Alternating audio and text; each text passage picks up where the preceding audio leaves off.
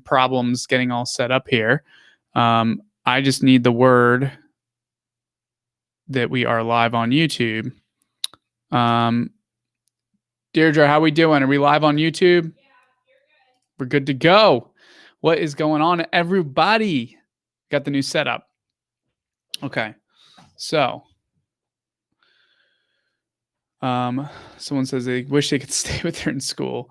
All good, my man. All of our live streams on YouTube are saved to, or the replays are available on YouTube later. I think tonight or tomorrow or something. So thanks for joining, my man. King Ecom, what is going on? Thanks for joining. Okay, it looks like we are good to go now because I can see. Can you send that? That's the link to join. I can see you're all here. Deirdre, I can't send the link. It says to activate chat, please enable chat here.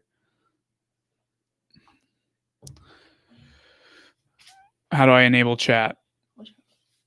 I clicked this button to enable chat. All right, guys. Sorry, we're having a lot of technical issues today.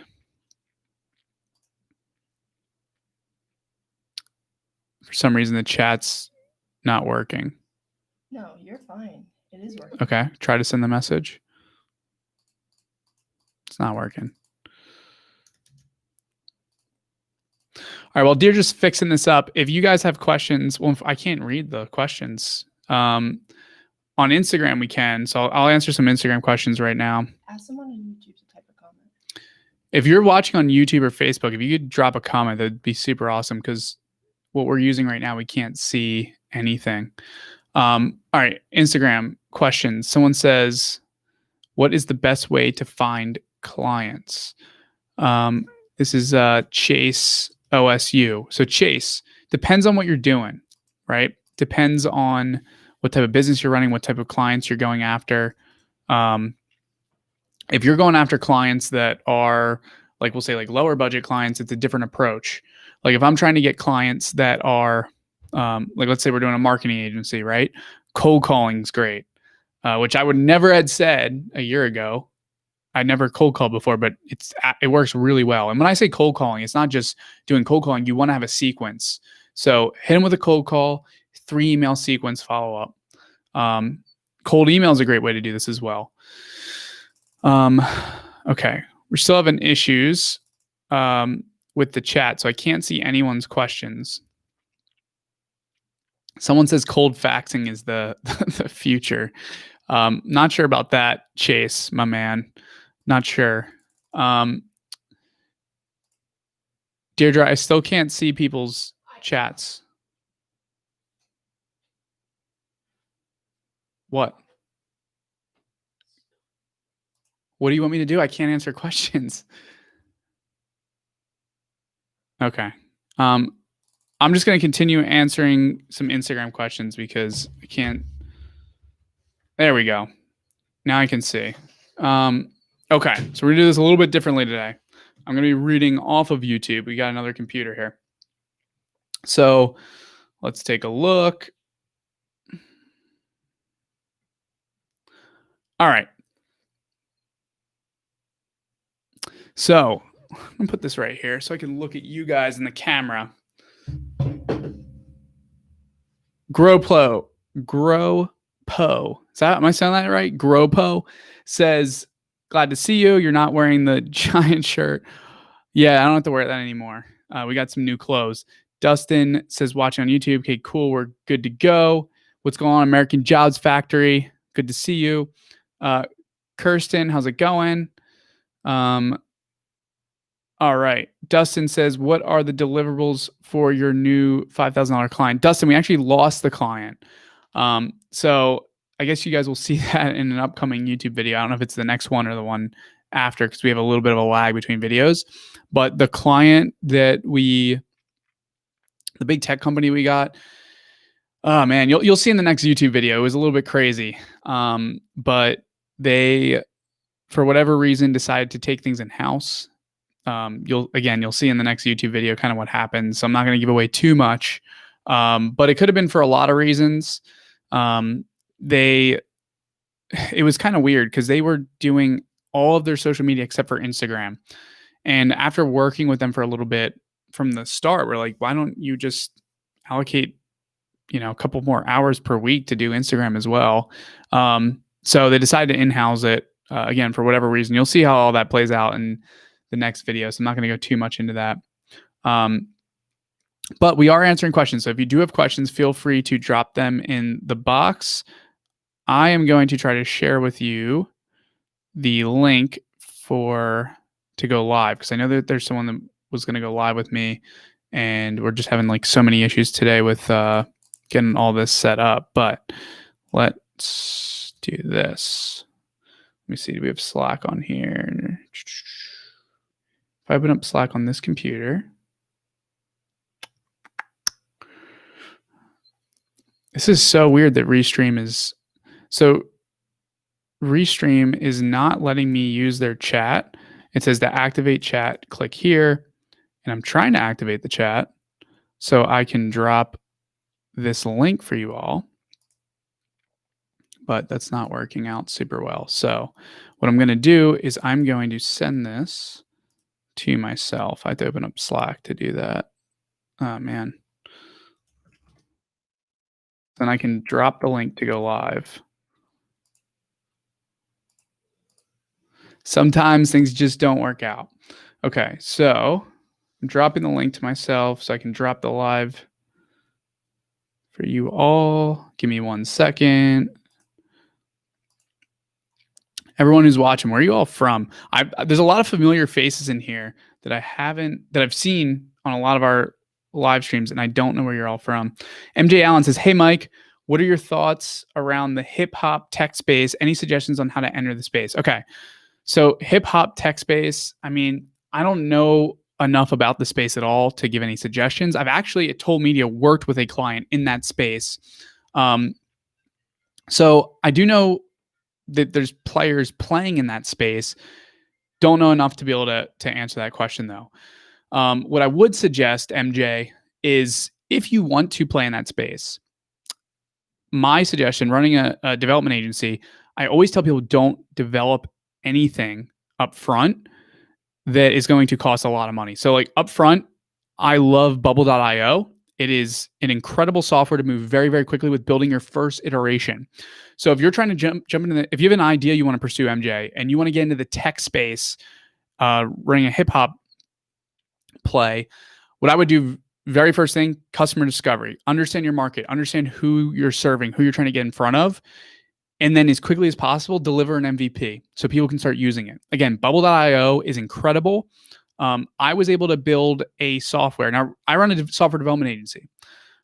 In-house, it would have cost me about $40,000 to $60,000 to build this platform that I built with Bubble in 2 weeks. It cost me $1,500 to hire a Bubble developer to get it all done. What's great about this, now this isn't a very MVP version, right? But what's great about this is I spend significantly less time and money, and now I can start giving the product to people and seeing what features they like, what they don't like, really start learning more about the customer. So then we can go and either continue to build on top of Bubble, or we can get ready to deploy a real version of the product, which real software development, if you're building an app, mobile app, a web app, you're looking at a minimum of 3 months if you're going to build something that's even MVP'd. So that's my biggest suggestion, is really learn about your customers before you go build something. I don't know enough about the industry to comment on what I actually think about hip hop tech though. So unfortunately, can't answer that too much. I think what's interesting though is platforms like TikTok that have totally changed. I'm not going to say the hip hop industry, but the music industry. A lot of newer artists, if they blow up on TikTok, they do very well outside of, I mean, it was funny. I was looking at Spotify the other day, top 50 US, and number 7 was Fleetwood Mac. It's that song that's going viral on, I forget what it's called. You know what that song's called, Logan? Dreams by Fleetwood Mac. Top 7 global US, US, not global. I don't know what it ranks globally, but that's because of TikTok. How insane is that? So that's something that I would take a look at. Bunch of people on Instagram. MJ, I hope that answers your question. I'm going to answer some questions here on Instagram. Let's see. Try to get to these. Okay. So King Ecom asks, Was your first client just a MailChimp setup, like with the freelancer? So was your first client just a MailChimp setup, like with freelancer? Sorry, I don't totally understand that question. I never used MailChimp. MailChimp is an email marketing software, not a cold emailing software. I do not send cold emails with MailChimp.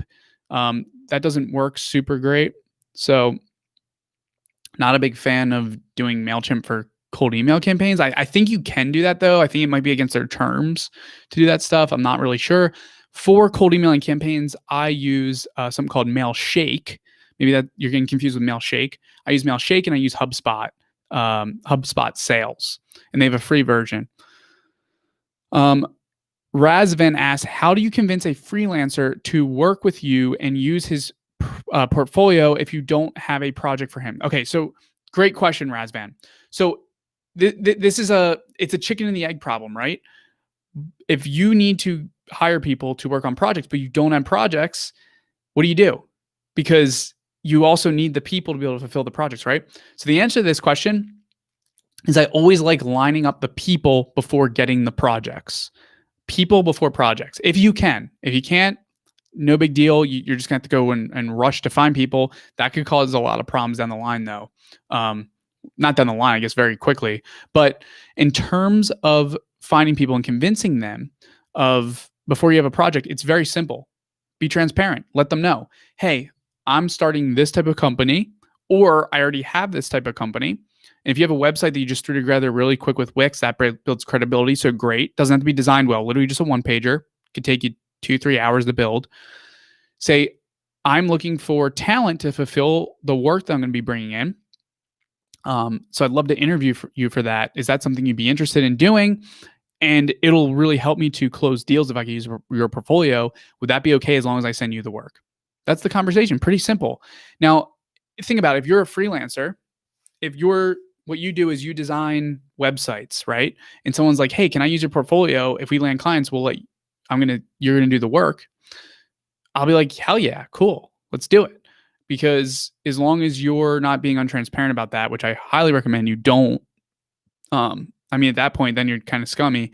You're pretty much just saying, I'm going to get you more business and we're going to hopefully work together. I'm going to be able to bring you a lot of business if you could do a good job. I find it very, very, very easy to convince freelancers to let you use their portfolio. Agencies a little bit tougher, but freelancers, I don't know if I maybe experienced maybe one time where a freelancer said no to that. So that's all you have to do. Just be upfront. Okay, let's see. All right. I know we have some comments coming in from YouTube, so let me get to that. Jonas says, hey, what's going on, Isaac? How's it going? Jonas says, say you're a teenager and have no money and parents won't help you start anything. What's something you would do? Okay, Jonas, great question. When I started my first company, I was 16. And I did have money because I saved up. So I got a job that paid minimum wage and I worked as many hours as I could possibly work. And I saved all that money up to invest in my first business, which is like $1,500. So my suggestion, Jonas, is either A, get a job at fucking McDonald's, save money, save as much money as you can, or B, start doing services that you can make money doing. If you want to get into e-com, so I think one of the best first businesses is a service business because there's very little risk up front, right? Like if you start an e-com business, you have to deploy capital potentially. You have to spend money, unless you're doing like drop shipping, but I don't know too much about that, so I'm not going to speak to it. I like being able to start a business with very little capital if you're just starting out. So you're gonna fuck up. You're gonna make mistakes, which is super cool. That's how you learn. Doing it in a service-based business where it's you doing the work, you have a lot less risk. So think about some of the things where you could add value for people, whether it's doing social media marketing, whether it's maybe doing design, maybe it's doing TikTok, maybe it's mowing fucking lawns. Like do something that's a service business.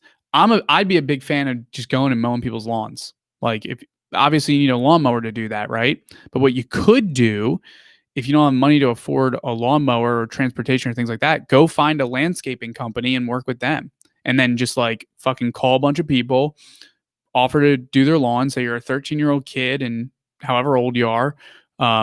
Assume you're, say, a teenager. I'm going to assume you're 16 because that's when I started my business. So cold call people and be like, go door to door, say, hey, I just started a lawn mowing service. This is how much we charge. And again, find people that maybe already have a lawn mowing business and just use them and use their lawn mowers, and then bill, if they bill you 25 an hour, bill the client 30, whoever you're mowing the lawn for. So you got to be kind of like smart with how you do these types of things, but service business is definitely the way to go. Again, young age, first step for me was get a job, save money, and then deploy. Okay. So GrowPro asks, what are those orange little dots in the background? I don't know. Christmas lights, I guess. I didn't put the setup together. It looks great though. I really like it. What do you guys think? Do you guys like the new background? I know we're working on some stuff here. Okay. Dustin says he's from Washington State. Super cool, Dustin. Arthur's from France. Really cool. It's probably getting a little late over there. Jonas, California. American Jobs Factory asked, does Bubble.io do AI? No, it does not. Bubble is not a good platform for AI. AI requires hiring data engineers. What I'll say about AI running a software development agency is a lot of times AI is bullshit. It is getting further and further along in terms of the actual technology from where it was a couple of years ago, for sure. I have friends that are consultants that work in AI, and they work on some of the craziest projects you can think of. It is starting to evolve. For the most part, though, there are a lot of startups that say they do AI because it's a buzzword, and really, AI is not what's needed. It's just doing heavy data stuff on like the data statistics and just building an algorithm. So that is one thing to definitely consider. Okay, so someone asks, was your first client just switching over to hiring a freelancer to do MailChimp for them? Oh, okay. So someone's asking about MailChimp. I see. I forgot I did MailChimp for someone. Okay. So was your first client just switching over to hiring a freelancer to do MailChimp for them for the $2,000 retainer? Okay. That was not that client. That client that I was doing MailChimp for, which we weren't doing cold email, by the way. I totally forgot. It feels like it was so long ago.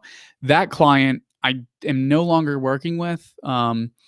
It was a different client that I was doing just like virtual assistant work for, and we switched over to the $2,000 retainer. Now, the person we were doing MailChimp for, that I was doing MailChimp for, I never hired that out. I just learned how to do it myself. I watched a bunch of YouTube videos. After spending a couple hours watching videos, it was pretty easy to set up. I could have outsourced it. You could definitely outsource that stuff. I found it to be too much of a headache than it was worth, though, to outsource that. Okay, so someone asked, says detailing cars is also a great job for a teenager. Great advice, Ethan. Really, whoever had asked that question, I think it was Jonas. It's really like, what do you enjoy doing? What are you good at? What can you do to make money as a teenager in terms of like your time? And what I like about a service business is you learn the fundamentals of business. The fundamentals of business are the same whether you're running an e-commerce company, whether you're running a marketing company, whether you're running a pizza establishment. Fundamentals of marketing, sales, hiring, leadership, all those things are the same. Product, all the same. So if you can learn those things with less risk, I highly would prefer that personally. I remember what I'll follow this up with. When I was 16, I started an e-commerce business that it ended in Bose headphones threatening to sue me for like $2 million or whatever it was, which it was funny. What I did after that, though, is I started doing consulting. And remember, I'm a high school kid. All right. So like you high school kids that are listening, like you can fucking sign consulting contracts. I signed my first consulting contract when I was like, I think 16 or 17 years old. Doing SEO consulting, because that's what I was learning at the time. I was spending a lot of time learning this stuff. If you spend the time to learn shit, you can charge for your time pretty quickly. Like for me, learning TikTok, I've been studying it for the last 2-3 months. Like I feel like I'm an expert at TikTok. If I spent the next 2-3 months just studying SEO, I'm going to be able to charge for my time. So if you're a kid watching this, it's in high school, figure out what you want to spend your time learning that you can offer that people are currently paying for that type of service. Okay. Someone said, oh, I like this one. Ethan said you get a power washer and then power wash people's places. Ethan's a hustler. I can tell. Ethan, you're a real hustler, my man. Okay. Dab Fox says, do you know about Agency Box? Would that be better or hiring out of your own? I don't know what Agency Box is, so sorry, I can't answer that. I'm assuming it's like you get a contract and you outsource it to them. They're just an agency. So you're going to pay a little bit of a premium versus getting your own freelancer, but there's pros and cons, right? If they have processes in place, if they really vet people and they do a good job, then maybe it's worth paying that premium, right? Like if you've seen some of the things I'm doing, like I've had issues with freelancers and that takes time and it can suck. I really want to put this like somewhere where I'm looking at the camera when I read this instead of the side. Let's see. Okay, we're getting questions on Instagram. So let me get some questions here on Instagram. Meant for More says, I would love to pay for you to be my mentor. Meant for More, we do these live streams every Monday, so you don't have to pay me anything. Let's see. Do you think TikTok is the future of social media? Peddler asks. So Peddler, yes, I definitely do. I don't think it's like TikTok in general is going to be the future. I think the type of video content that is created on TikTok will be the future of social media. There's a reason that Instagram pretty much dropped a lot of things and went, we're doing Instagram Reels. 70% of the Discover page right now, if you go to the Discover page on Instagram, it's going to be an Instagram Reel. I think you're going to see more and more and more of that type of short form content. Short form video content. So I would learn now how to create that short term form content. I would learn now, stay on top of the algorithms on TikTok Reels, because if you do it now, you're going to get a lot of bonuses for being early.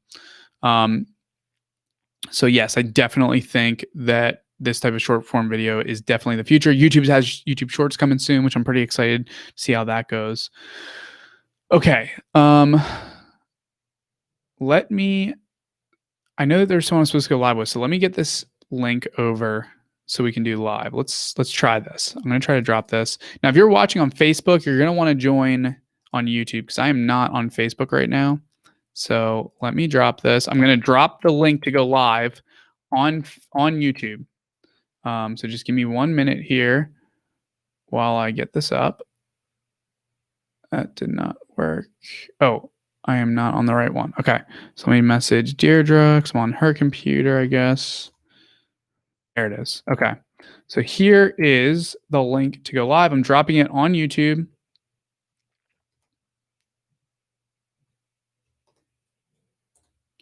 Okay. So I just dropped it. If you want to go live, link in on YouTube. I know that there was someone that was supposed to go live. So I believe it was Logan. Logan, apologize. We've had a lot of issues today with Restream. It's being really weird, not letting me use the chat. So we're going with the flow today. If you're watching on Facebook, again, you're going to want to pop over to YouTube. Okay. So Peddler asks, what type of things have you learned about the TikTok algorithms to maximize organic reach? Okay, it's a great question. So Peddler and everyone listening, the TikTok algorithm changes every freaking week, every week, probably really like every 2 weeks, 4 weeks, but they're constantly changing their algorithm.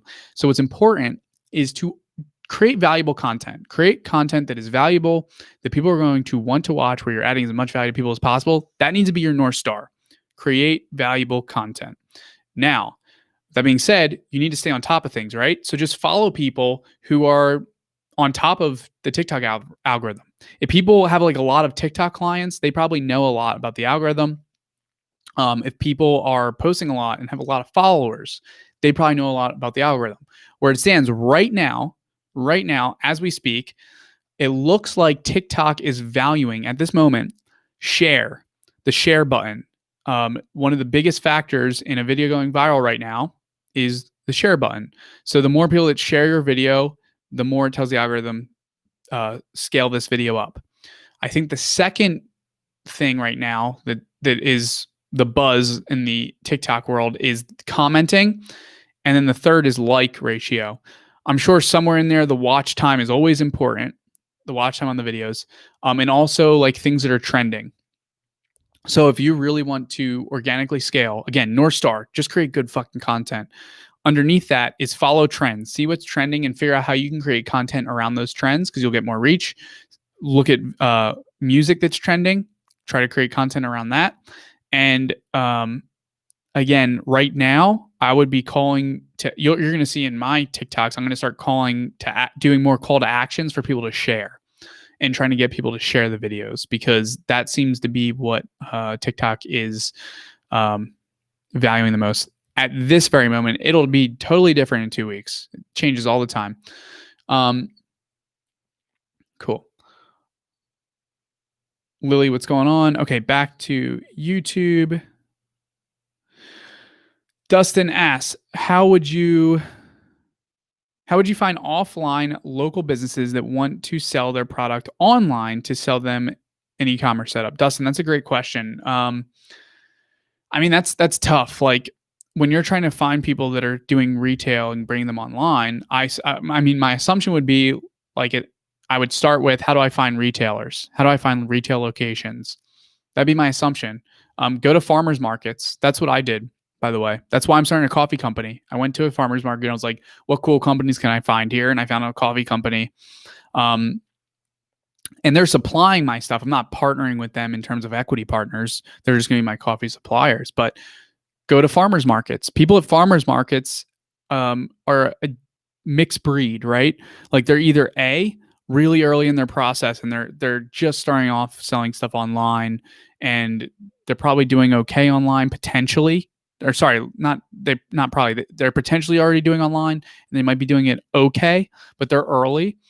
The second group of people at farmers markets, they really just want to keep things local. Like they're not interested in doing it online at all. They want to be local. That's what I found from the few conversations I did. And the third is they just don't know how to fucking market. So if you go to a farmer's market and you can crush online, there might be opportunity to figure out some form of corp to corp partnership, some form of way to work together, some form of way to get clients.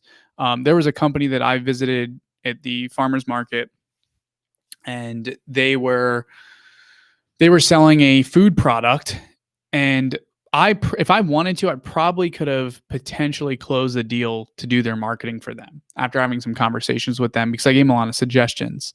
And what you want to do is just add value, right? Like I talked to them, I had a lot of value, and just have a conversation and try to help, and maybe that leads to more things than that. Especially when you're like, help, and then you're like, yeah, I help. This is what I do. I help companies grow, but don't go in and be like, I'm trying to get clients. But that might be a great way to get some clients is to go to farmers markets. Again, alternative, look up some stuff on Google in terms of retail. Okay, cool. So I just dropped the link. I don't know if this link's going to work, by the way, because Restream is being so weird, but I did drop the link. If anyone does want to come on one-on-one and go live, I know, I believe it was Logan was in my DMs on Instagram. Again, we had some issues today, so hopefully this works, but I dropped the link to go if you want to come on live with me here on YouTube. Okay, next person ask. It is Losik. Is that right? Losik? I hope I'm pronouncing that right. Asks, would you... AJ says lightning. I guess it's raining, I think, in Austin right now, right? I know it was raining earlier, so I guess there's a lot of lightning, AJ, and you're not happy about it. Would you advise every company/person, let's say a writer, to be on TikTok and post on Instagram Reels after? Absolutely. Almost every business case, most business cases, you should be on TikTok. And the reason for that is because you get so much, like you said, a writer, right? Like if you want people to know about your writing, get on TikTok, start creating content that adds value to the types of people that you want to get in front of. Now, if you're a writer and your whole goal is like you want to teach people writing, put out content on TikTok, teach people writing. Learn how to create that type of content for TikTok. If you're a writer and you want to sell more books, then you need to figure out how to create content for that group of people. You can also create content around the journey of being a writer, the ups and downs of being a writer, what sucks about being a writer, what's amazing about being a writer. And people will follow you because they're going to start really falling in love with you, and they want to hear more about your journey as a writer. Okay. So, the follow-up to that is then when you post on Reels. So this is what we do right now. Every time this is what I do for my clients. So I do it natively in TikTok. Shoot everything. Well, actually, sorry, he shoots everything and sends it to me. So we don't even shoot it natively in TikTok, even though I would recommend doing that if you're doing it yourself to shoot it natively. But we shoot it. He shoots the video. He sends it to me. Then I edit it in his TikTok editor, and then we save it to drafts. Then I do a screen recording on my phone, and I send it to him for approval. If he says yes, I post it. Then we take that screen recording and I go to Instagram Reels and I upload it to Instagram Reels. That way, when I download it from TikTok, it doesn't have all the TikTok branding on it. That's what the screen recording will do. And then when you put it into Reels, you just have to shave it down. Now, something that I want to test personally, that we're going to start testing, is I'm really curious if Instagram Reel posts perform better if they're shot natively in the Instagram Reel, I don't know what it's called, shooter, player. So I'm going to start shooting and editing TikTok Reels natively, and then taking them, downloading them, and sending them to TikTok, and see if our Reels perform better. And it's just testing, right? Like, just test and just think about it. At the end of the day, like, create good content, create valuable content people want to consume, and constantly test and see what works. Like on TikTok right now, the word on the street is posting 3 to 6 times a day. It's a lot. Previously, everyone was like, do once a day. I think for TikTok, what I think is most important personally is post as many times as possible, because with TikTok, if a video does good, it'll scale and it'll go viral. And the more times you post, the more chances of going viral you'll have on TikTok. So my kind of strategy right now is just take the dice and throw it, take the dice and throw it, take the dice and throw it. And the more times you throw the dice, the more chances you have to hit that 12 or hit that 2, which is a craps reference. I think those are good things to hit in craps. You don't want to hit a 7. And that's all I know about craps. But okay. So I hope that answers your question. So it looks like we are, let's see, we have about 20 more minutes here.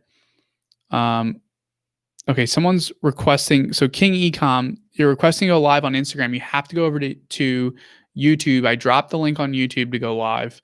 Unfortunately, we can't, we're not going to do it on YouTube because then on Instagram because people won't see it. Losik says, perfect, thanks. Hope that was helpful, Losik.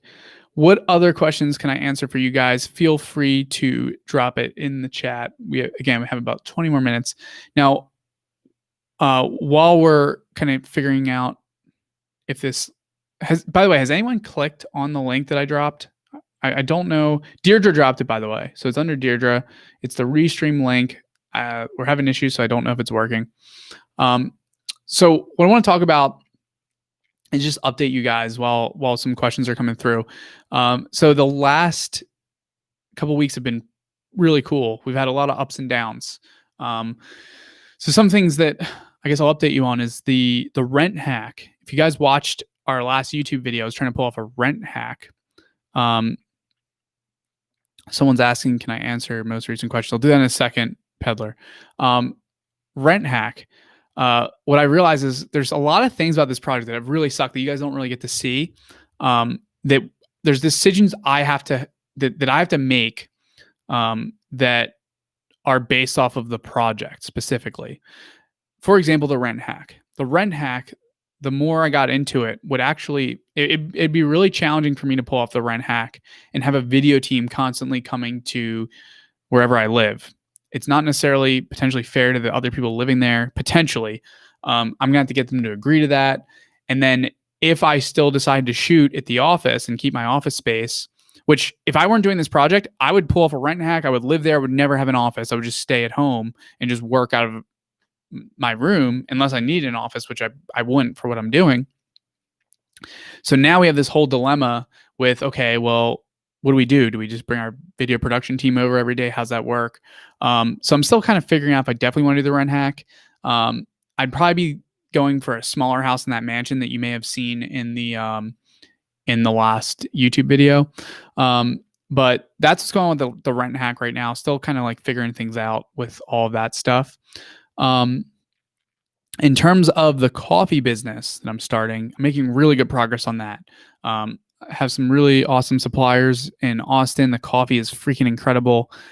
So right now I should be getting things bagged by the end of this week, which I'm so pumped about. I'm just waiting for all the product to get here. And I decided to potentially do the stickers in-house. So I ordered a sticker printer or a printer and stickers online, which is going to be like a huge deal if this works. If it doesn't work, I can just return the printer, so it won't be that much capital loss, but it'll be time lost because the sticker quotes I was getting for the bags were like insane. Okay, so we have some more questions coming through, so let me answer some of these. Ethan says the rent hack is awesome. Love that idea. Can you drop the link again, please? Ethan, I just dropped it under Deirdre's account. So if you see it, click it. Let me know if it works. So for any of you that didn't watch the last video, go watch it. I show you how to do a rent hack. This is something I've done in the past. Pretty much what you do is you rent a space and then re-rent it. And you live rent free. Now, the reason you would want to do this other than living rent free is you can live with really amazing people. So let's say that you love, I don't know, art. You're an artist. Well, go create an art house that costs, let's say, $2,100 a month for a 4-bedroom. Rent out 3 of the bedrooms for $700 a month, which 7 times 3, 2,100, covers the rent. And then you live with people that are really passionate about what you're passionate about, and you get to live rent free. So that's what I show you guys how to do in my last video. Okay, so it's a little hard to read the name, but Ligar, sorry, it's hard to read from all the way back here. But the question is, who were your mentors and what inspired you to go into the multifaceted and competitive coffee business? So that's a really great question. So going into this, I had to cut my network off, right, for this whole project. So I did behind the scenes line up mentors. I don't think and the reason I say behind the scenes, it never made it to production on YouTube, but we did film it. So to get mentors for ecom, and I'll answer the coffee part in a second. In the beginning, I started a podcast and just reached out to a bunch of people that are doing really well in ecom. And the way that I did this, I went on YouTube, I typed in things like drop shipping, and then I just cold emailed every single person. And one person said, yes, I'd love to be on your podcast, and invited them onto the podcast that I started, which, by the way, everyone, super easy to start a podcast. I literally interviewed him with iPhone headphones. I didn't have any of this stuff that I'm allowed to use for doing live streaming. I interviewed him on my $100 piece of shit computer, and I asked him every question I wanted to ask. And now I have a relationship with him. Now I can reach out to him whenever I want, when I have questions. I haven't done enough outreach to get more mentors in that space. Now, the question about the competitive coffee business. Coffee is a very competitive space. Coffee doesn't have the best margins depending on the way you approach it. So it's a very tough business, the coffee business. Now, the reason that I decided to go into the coffee business, which I think you asked what inspired you, is I went to the farmer's market and I was like, I'm going to find a company here and I'm going to leave and hopefully have someone I can work with. And I found a coffee supplier who has amazing, incredible coffee that's here in Austin. Now, what's important to understand is I'm not a coffee business. We sell coffee, really good coffee. So it's important for us to get an expertise and like really do a good job with creating the best coffee that we can possibly create. So I'm becoming more of an expert when it comes to coffee. And this person that I'm working with, their company, they're already an expert. They have tons of experience in the coffee world and they sell a lot of coffee. So they're helping kind of like, I'm tasting certain things and we're figuring out, okay, what are these first couple products going to be? But I'm not a coffee business. I'm a business for people that love dogs. It's important in a top level that you focus on who do you serve. We serve people that are super passionate about dogs. Because if you're just a coffee business, you're going to compete with every other coffee business, and that's what you're going to do.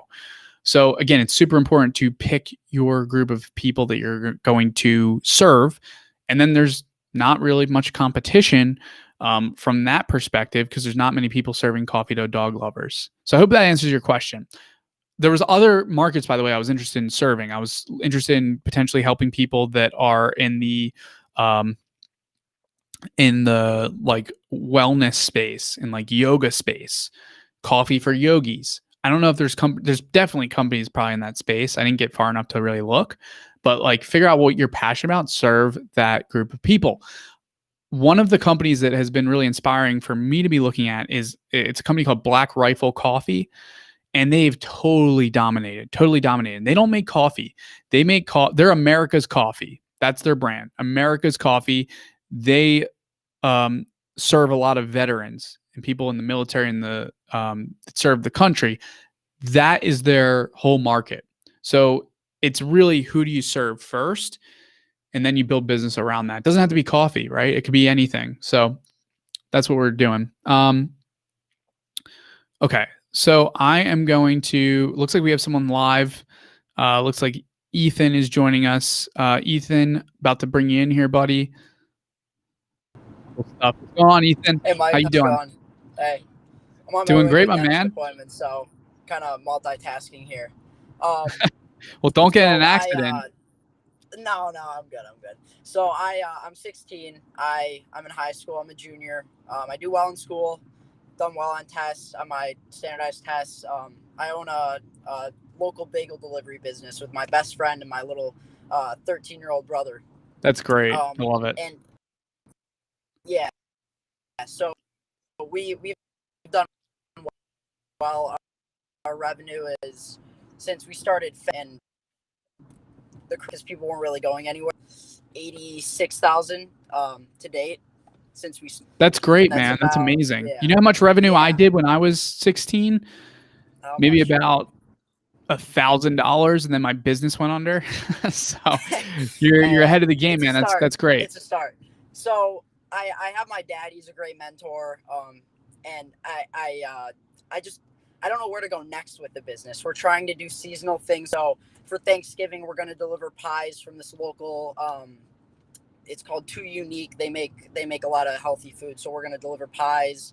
For the winter, we're going to deliver cookies. And in the spring, we do produce boxes. I just don't know what to do next. Like, do you think there's any more that I can do with this business, or is it time to maybe look for another business?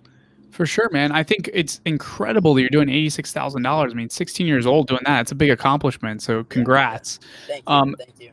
What I would do if I were in your situation is find businesses that run a similar model to you, that are 1 step, 2 steps, 3 steps ahead. Reach out to them. Let them know I'm a 16-year-old kid. We did 86,000. That's credibility right there. And you being a young kid, so many people are going to help you. Reach out to businesses that are in a similar space that maybe aren't in the same local area.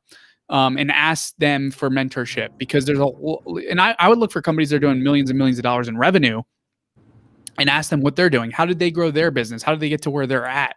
They'll be able to help you avoid a lot of avoidable mistakes and answer that question better than I might be able to, without really understanding your business and understanding a lot of the deeper analysis, I guess, of the business.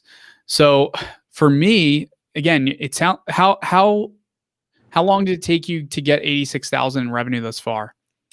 So what do you mean by that? I mean, we started like 86,000. You started in February? Yeah, mid-February. Okay. That's to date. Okay. So that's to date. That's great. Yeah. That's great. So where has the majority of that revenue come from? So how the business works, we take orders until Saturday at 1, and then we deliver all the orders on Sunday.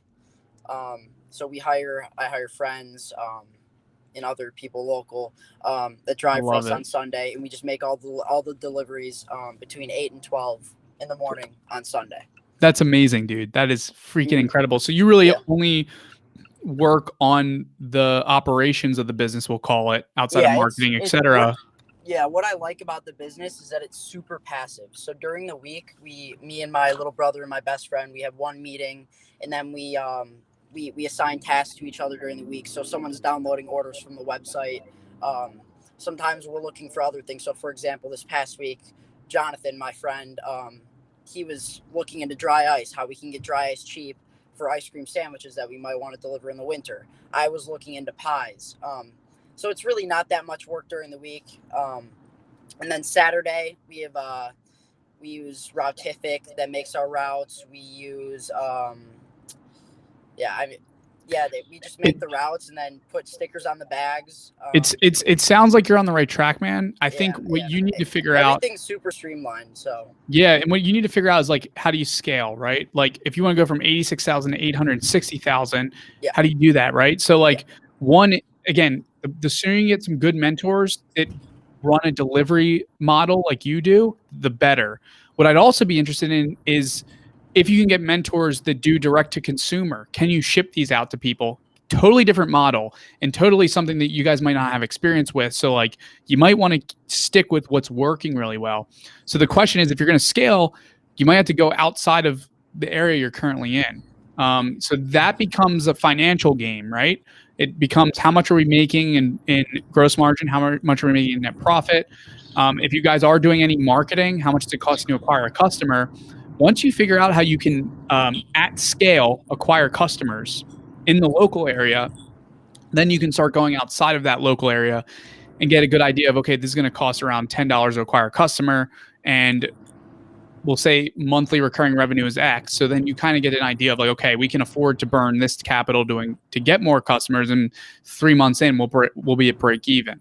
Yeah, I totally see what you're saying. So our problem is that bagels, they're made like the day of, and that's what people love about them. They're delivered like within 6 hours that they were made. So it's not really something that we can, ship to someone. Does that make sense? For sure. So then that's the reason why we have trouble scaling and getting to more people. There are only so many people that want bagels in the Metro Detroit area. Sure. How are you currently acquiring customers? So word of mouth, huge. Facebook ads, we do them. We spend about $10-$20 a day. I don't know how well it works. Who's running the Facebook ads, Ethan? Say it again? Who's running the Facebook ads? We're doing them. I make them myself. I love that. How old did you say you are? I'm 16. 16. My friend's also 16. My little brother's 13. 16 years old, guys. If you're watching and you're fucking making excuses that, I don't know Facebook ads, I don't know how to do this, what type of software I use, take a look at Ethan, stop being a fucking bitch, and start fucking running Facebook ads. I love it, Ethan. Okay. Yeah. So yeah, it's super easy to figure out. It's super straightforward.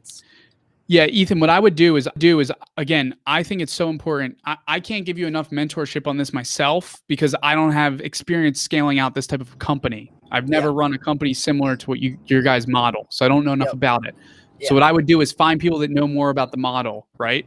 Because if you can sustainably run Facebook ads and acquire customers and you know that cost, that's the key metric, right? That's a key metric to be able to go and scale to different cities.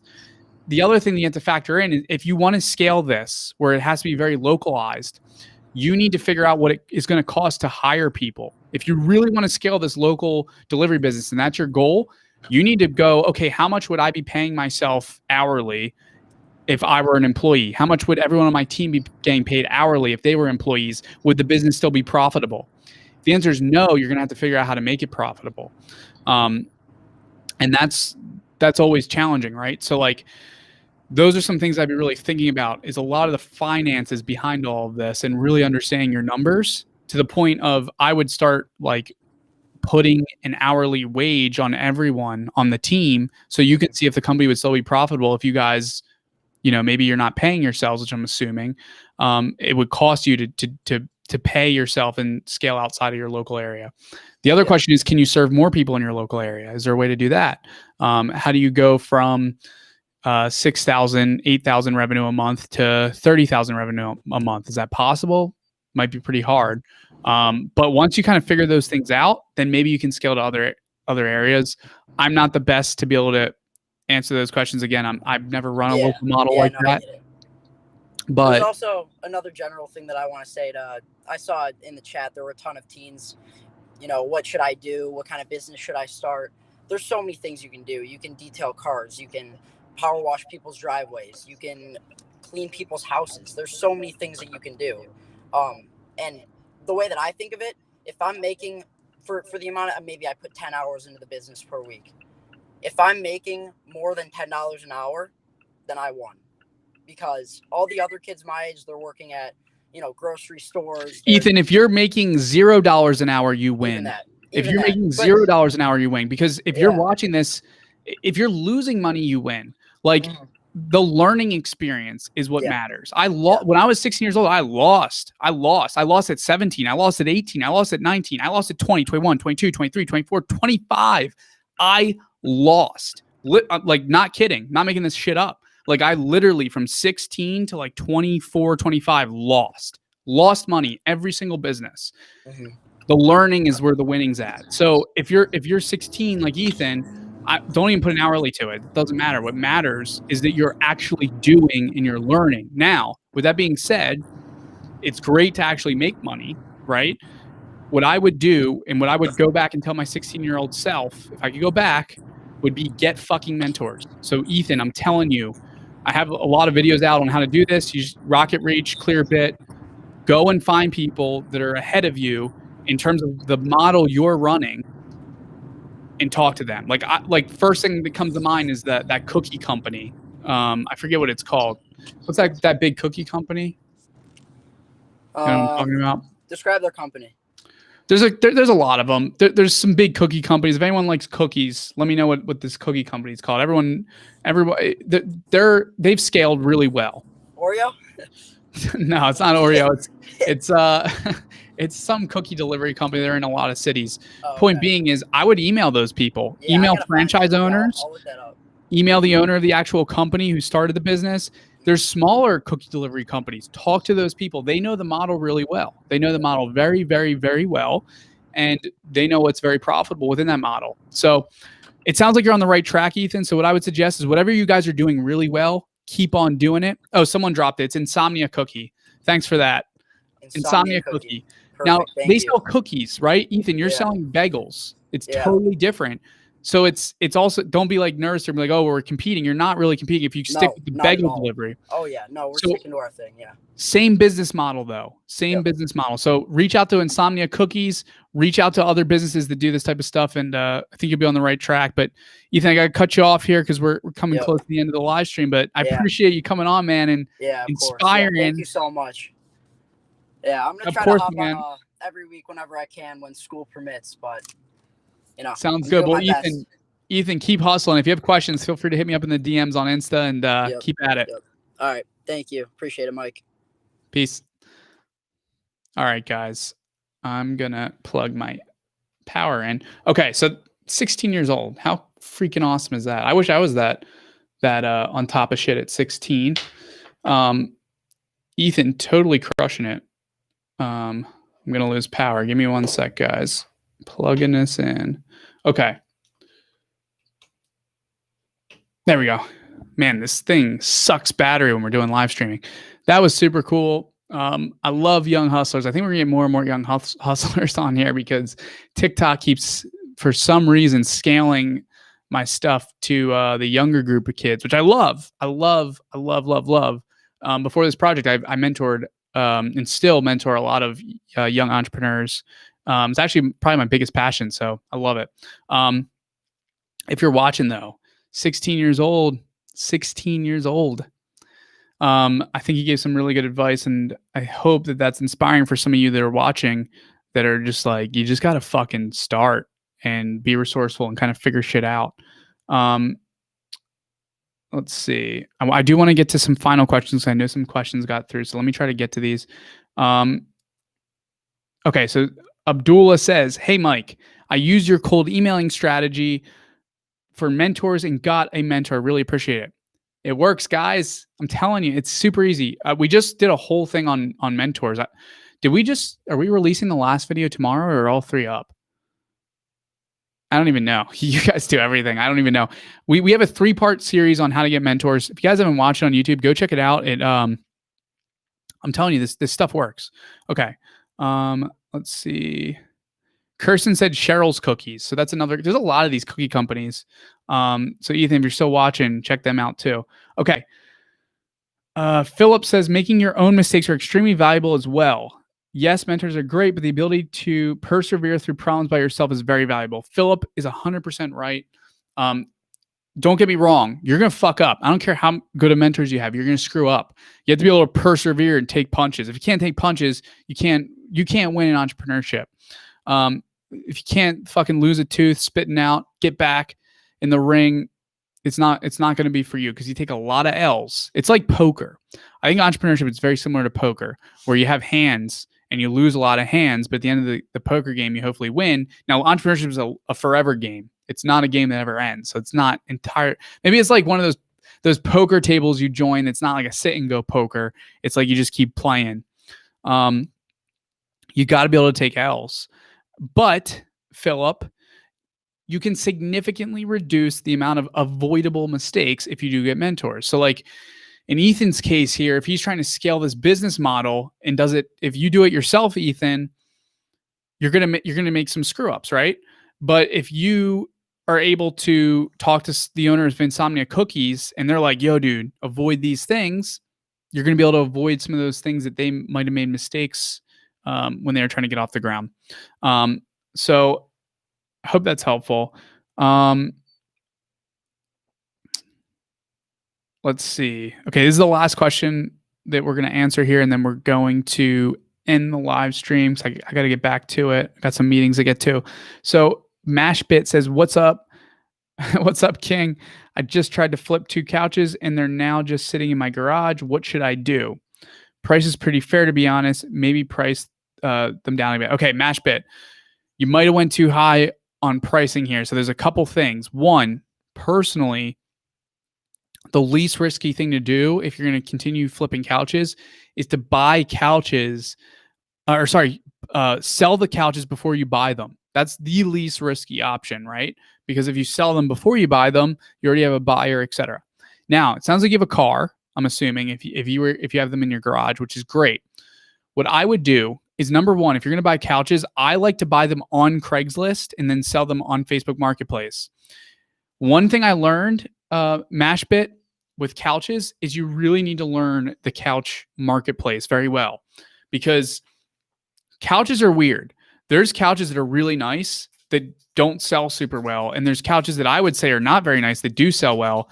None of that really makes too much sense to me in terms of like what people like and what people don't like. But the more you start posting other people's listings and kind of reselling, the more expertise you gain in being able to flip couches. So look at this as a learning experience, even if you break even on this. Now, if you want to sell something really quick, Craigslist, get it off Craigslist, get a really good deal, and then list it on Facebook Marketplace. When you list it on Facebook Marketplace, the copy, you want the pictures to be good, you want the copy to be good. What you also want to do potentially is to put some ad budget behind it. You can only do this on the computer. At least my phone didn't have the ability to do this, but you can just go into Marketplace and hit bump, something like that. I made a video on this. So if you go watch and look up the video, you'll see how I bump up the listing. I think we did it on YouTube. If not, it's on TikTok or something, but it's very easy. Go on your computer on Marketplace and just do like a $5 ad budget. When I did this for the bikes that I sold, I got a significant influx of people trying to buy the bike. I just started seeing the views like really go off. What I've learned on Marketplace is when you list something, you need to pay attention to how many people are viewing it and then how many people reach out.